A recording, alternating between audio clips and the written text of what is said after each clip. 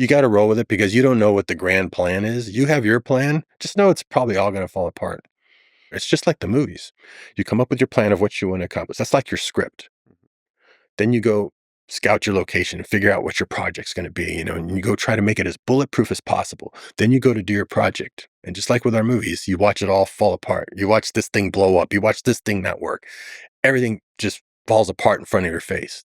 Then that's when you roll up your sleeves and creatively figure out a way around it. You turn chicken shit into chicken salad.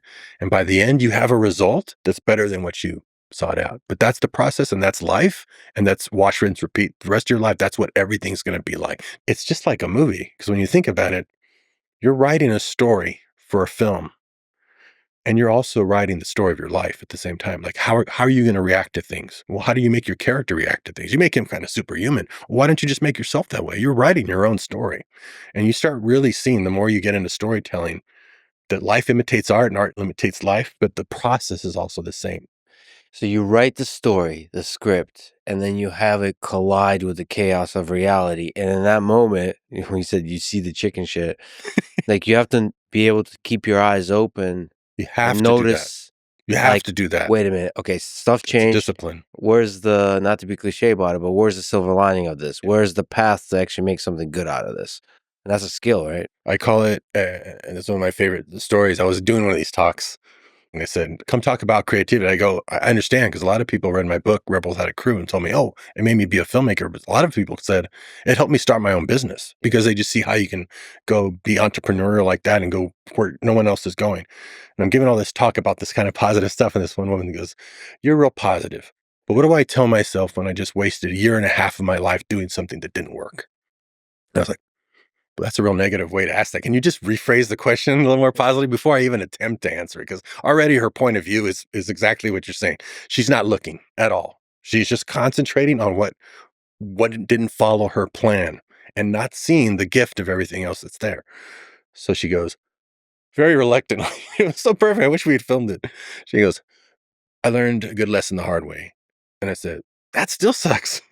And I say, when you follow your instinct, like if you follow your own instinct to go start a business or go make this movie or that, it wasn't someone saying, go over there and you'll make $1 million. It was your instinct, and you fail. Sometimes the only way across the river is to slip on the first 2 rocks. You fail. You have to really sift through, it's like the silver lining, but I call it sift through the ashes of your failure, and you'll find the key to your next success is in there. But if you're not looking for it, you don't find it. I'm going to tell you one, and I tell them the 4-room story. I said, I made a movie called 4 Rooms. It didn't make any money, right? When Quentin asked me, hey, do you want to make a movie with me and two other filmmakers? It's an anthology. It's on New Year's Eve. It's in a hotel. You have to use the bellhop. We're not going to know what each other's making. And we put it together. My hand went up right away, just instinctually. Hey, that sounds, yeah, I'll do that. I'll go make that with you. Now, should I ask the audience? I like to throw it to the audience and her. Should I have not raised my hand that quick? Shouldn't I have done a little studying first? Or should I just go blind instinct? Or should you do instinct with some studying? Okay, well, I could have gone and studied, and I would have found that anthologies never work. Like even when it's Coppola, Scorsese, Woody Allen, they bomb because people can't quite rip the hand. What is this, Twilight Zone? I don't want to go see that. But that's not, I still said, yeah, I think I should still go by instinct. So my instinct was to raise my hand. We go make that movie because I love short films. I made like Bedhead and short films, and I thought, oh, here's a way. If this works, I can make short films in anthologies, and I can have the best of both worlds. And by the way, anthologies is when there's multiple one story in one movie. Story. Yeah, one movie. Just so if you did the research, you would know that very few people ever got that to work. Bomb. Yeah, the audience can't quite wrap their end, and then it feels like the movie's starting 3 times. So I make that movie. It bombs.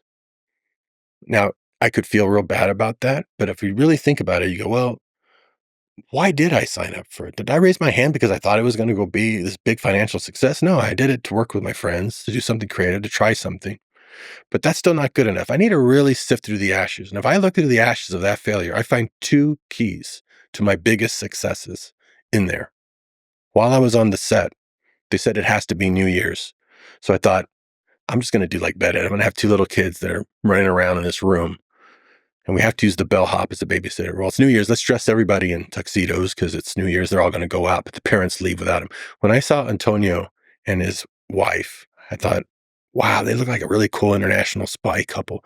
What if they were spies? And these two little kids, who one of them keeps falling asleep on the set. He's so young, he can barely tie their shoes. They don't know parents are spies. They have to go save them. Okay, there's 5 of those movies now, right?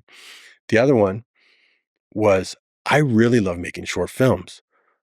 I really want this anthology thing to work. What if it's 3 stories, like a 3-act structure, not 4?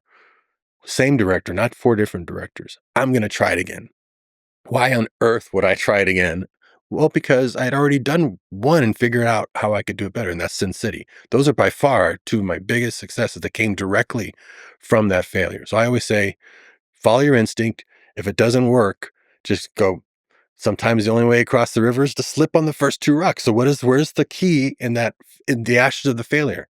Because if I had an instinct, that means I was on the right track. I didn't get the result I want. That's because the result might be something way bigger that I don't have the vision for, and the universe is pushing me that way. By the way, a lot of people that look back to Four Rooms see a lot of creative genius in there. So you say it flopped. I It guess flopped financially. financially, Yeah, but yeah. you know, there's so many ways to measure Totally. success Oh, of a yeah, yeah. movie. But like I said, I would say, well, it was successful because, even Roger Ebert said, "Hey, you furnished my favorite room." I was like, "Hey, I could take that." But now that I think there's something else still there. I keep sifting, and it's like, oh yeah, 2 big successes came from that. It's an amazing lesson to have, because it makes you feel better about failure. Think of like The Thing by John Carpenter. You Mhm. put that movie out the same weekend as E.T. That thing bombed. Critics were calling it pornography, because of all the weird special effects, and audiences didn't go either. And he thought he made a great movie. So, it makes you question your instincts. Well, 10 years later, turns out, oh, it's a classic.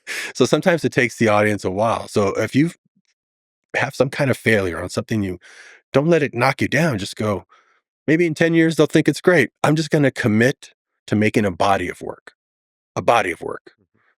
Some will succeed, some will overperform, some will underperform. It's not your job. You just want to be a creative person. Just create. I tell you, just create. Stop thinking about movie per movie and worrying so much about each one, or project to project. If you're a business person, just commit to making a body of work like an artist would do. And you don't know what the masterpieces are going to be, or which, someone's going to come and say, "Oh, that one that bombed. There is some really creative stuff in there," and it's not for you to decide. You just go and do it. And sometimes I think it takes some time to process the failure to make sense of it. Like, at least for me, don't rush making sense of what didn't work.